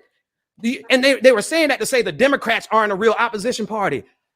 Oh, I will concur that too many times the Democrats have served as controlled opposition. But you know what? The fact that we had one chance right here to buck back against the Democratic establishment, and I hate to reduce it to this, but the mere fact that Kamala Harris did not care that the establishment, Bill Clinton don't like Tim Walz. Bill Clinton got on stage and insulted him, basically said he wasn't a smart guy. The Democratic Party don't like Tim Walz. And That one inkling of hope says that she's willing to do something that this establishment that y'all hate so much doesn't like. Is she a hero? No. Is she our savior? No. But is she going to make everything that is currently bad turn from pre-diabetes to full-blown diabetes? No. We got a chance. And y'all could just walk right into us getting access to Ozempic. I know a lot of diabetic people ain't got access because people was using it disrespectfully and not as they should not. This is like us finally getting a little bit of access to Ozempic to maintain what we need. And this is what that feels like. Does it heal everything? No. But does it help us with what we got going on? Absolutely. Can we live to fight another day? That's it. Can we live to fight another day? Yes. So all of that to say, Rosaba, definitely you respectfully disagree. And I love that because we should be able to have these type of conversations. And at the end of the day, the result that we still want is the same. We can have these criticisms. And here is the important part. And I want to get out of here after this. Here's the important part. And somebody said this to me in conversation. Because I disagree with you on one thing, and it's not even a major thing, but because I disagree with you on one thing, now I have to tell you that everything else that you say, I will not respect, I will not listen to, and I will not subscribe to, I will nothing. It's okay for us to be on the same side of something and disagree. The way that you carry on about something, I may not carry on about it. The way that you're passionate about this particular thing, I may not be passionate about that particular thing. But when you said, let's ride at 12 p.m., I'm in the car with you, baby. I'm your ally, baby. I'm right here with you. So that whole conversation about division or whatever, we're not all going to do the same things. We're not all going to say the same things. But as long as we're going towards the same place and it ain't hurting nobody with what I'm doing, I'm never going to expect you to jump on the boat and say, I need to go fight for Haiti. But if you listen to me and you understand why I'm doing it, that's all I need from you. I don't need you to get on and literally be fighting right beside me on the front lines when it comes to Haiti. Your people ain't there, but you understand why I'm doing it. That's all that damn matters. Yeah, absolutely. Because if you can understand that, you can respect what's going on in your own place. If you see something similar, you can respect it. You can understand it and you can fight for it. So, hey, all we can do is say what we can say to the few people we talk to, see what happens. To the few people let me tell y'all something. We didn't get an opportunity to stream to all of our platforms, so I'll be having my good 10 people over on my platform. Yeah, I'm not streaming on Twitter like I normally do. Right. It's not allowing the stream to do that. We're having issues actually on StreamYard. But I really thank y'all for jumping on this impromptu show with us. I won't be available tomorrow, but if y'all want to actually hop on and continue the conversation, Ben and Bubba, y'all can do that tomorrow morning. Y'all can do that if y'all please. But look, Ben said no. Okay. But sleep in Saturday. But I really do appreciate it for y'all rocking with us. There were so many other great highlights. If you go over to my look, because I'm gonna keep plugging it. If you go over to my second episode of Shades of Good News, you'll see me towards the end highlight my favorite 3 moments from the first day of the DNC, and that was Maxine Waters actually talking about, which was like nostalgia for me. Her first time seeing Fannie Lou Hamer, which was like a lot of people watching, like me when I watched for the first time Maxine Waters or a Kamala Harris or a Michelle Obama. And she was discussing we're talking about Maxine Waters, okay? Nice and vintage at the age of 22, looking at Fannie Lou Hamer fighting for us for the DNC to be seated for such a time as this. And now we're fast forwarding to a time where a Black woman is actually leading the DNC. Now, I want y'all to know, if Fannie Lou Hamer didn't do what she did, we wouldn't have gotten here. And a living person who is a congresswoman, we're talking about Maxine Waters, was able to detail when she was 22 and remembers that she's still living and remembers when Black folks couldn't even be sat at the Democratic National Committee. They couldn't even be in it. So when y'all talk about, when we say politics is politics, the side that we own mostly wasn't even looking at us correct at a time. And we had to fight to be seated. So when we're talking about unity, Black people be at the forefront of it every single time. We're going to fight for it. We are promoting that. But I say that to say that was my first favorite moment. Then the Raphael Warnock out of Georgia gave his little preaching moment. And again, another moment that literally talked about unity. We didn't hear that at the RNC. You see how he came up? Very demure, very mindful, very graceful. Very classy. Also, and then my last favorite moment with at the first night was when I heard Jasmine Crockett actually discuss her first encounter as a congresswoman, but her first encounter with Vice President Kamala Harris. Wiping when the she teeth. discussed that when she got in there, it was a mess, a shit show. And when she looked at Kamala Harris when they first met, they were just supposed to take their picture together. She literally said, Kamala asked her, "What's wrong?" And that girl busted out crying. I know how that feels because I know it ain't nothing to y'all, but it made me go back to when I was on Like It or Not. And I remember Anoa Chunga, which you introduced me to, Ben. I felt like I did not belong in this space. And at first I thought she was judging me too, but she pulled me to the side and she said, "Hey, what's wrong?" She told me, "You're actually really good at this and you should keep going." And to be seen by another woman in the room, I understand the emotion that Jasmine Crockett felt. And that was over 10 years ago. And I am grateful that I got to meet somebody like that, but understand that when we get into these rooms and we don't feel like this is for us or we fit in or this is, and you got another woman who actually is, Anoa Chunga is a blessing in this space. Yeah. If y'all don't know her, Shout out. you know her. She is a huge voice for me in this space. And for her to have seen me and Brilliant. literally say, "Girl, no, don't you stop. Don't you stop. Don't you give this up." And Jasmine Crockett details how after that, she said the next week after that, she went viral almost every day after that because she started to use her voice and stand up as a congresswoman that she is in her light. Sometimes that's all you need. And Kamala Harris was that. So just hearing these individual stories and encounters of Kamala Harris, but then there's a unity conversation that is not fluff.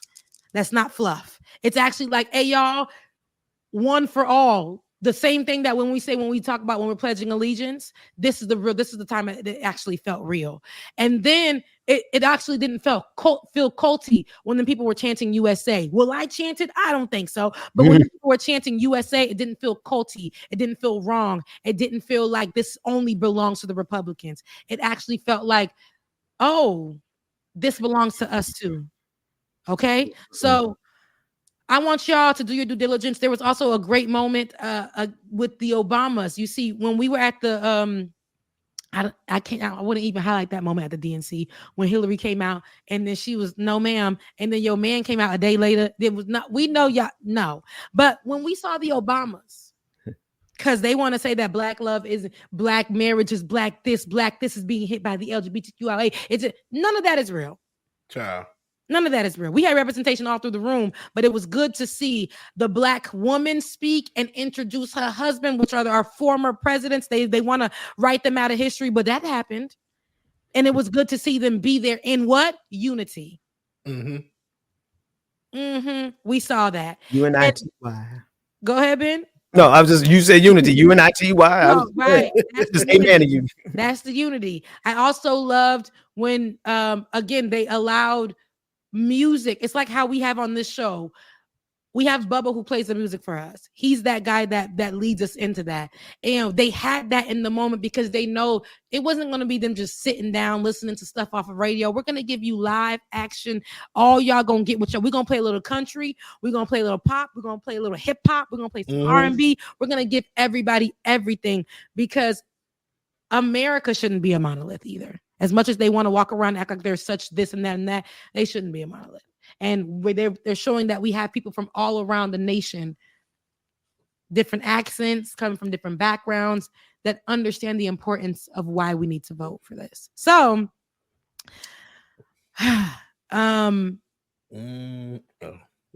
Okay.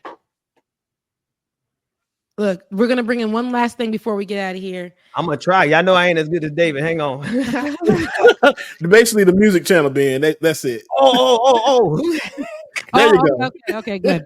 So, before I get out of here, y'all know what to do. Y'all helped me out so much last time with getting my rent paid. If y'all can just do that again, we got rent is coming up. and I want to make sure I'm on time. Y'all really help me. Y'all know I'm this is my work now. This is my work now. I'm not monetizing this space. They took it away from me. So thank you for helping me before. Please, Cash App. Just Becca's do voice. it again. Right. Mhm. Just do it again. Do it even though that song was about something else. Hey. Just bless me again. Repurpose Yeah, I really thank y'all for that. Becca's voice on Cash App. Please do. Rebecca Azor on PayPal and on Zelle. Our hosts are here. I know Ben doesn't want his money, but y'all can send it over to me. But our hosts are here. DJ Exclusive. Me too. I need help, child. I need help, please. DJ Exclusive on Gmail. Help me from not having to do an OnlyFans unless y'all want to see all this thickness on there. I want to see it. DJ XTC on Venmo. DJ XTC on Venmo. Listen, your support helps us. I say this all the time, but it actually does. That's why we're on this streaming channel that actually ain't working like it should on today, but we're on this streaming channel. We pay for it, and we definitely that's because of you guys. I love y'all. I mean it. I'm about to head out, to go figure out how I can shake something for a little piece of change. What you got there, James? This is a shout out to my homeboy Big Q who just dropped Ben missed it. Played a snippet on the your boy is on Apple Music now, but on the feature. So shout out to my dog Q. His EP is out. We posted the link early in the chat. Y'all go download it. And listen, I'm on track 11. I think track 11. That's me. That's I love it so much. Okay, y'all. I'm gonna head out here. Thank you, Ben, for holding it down. I love you guys so much. And I will see y'all next week. Please go support each of our channels. And I'll see y'all next week. I love you. I mean it. Happy birthday. Happy birthday to my best friend, Dina Johnson. Not saying her full name. Dina. Love you. Right. Work that we're doing here is not going to stop when it comes to these type of discussions. It's going to be for us and by us here on this platform when the media is telling us to look the other way. Your support is what helps us move forward. Join patreon.com/like it or not. Help us grow. Like it or not, y'all. 2023. Y'all know what time it is. It's time for Like It or Not. With Rebecca Azor. Let's start this damn show. Yes, it's time for Like It or Not. With Rebecca Azor. Let's start this damn show. Like it or not. Rebecca Azor is in the house. You know she got a funny story to tell. Talking politics, culture, a real life ish. I live in life in the ATL.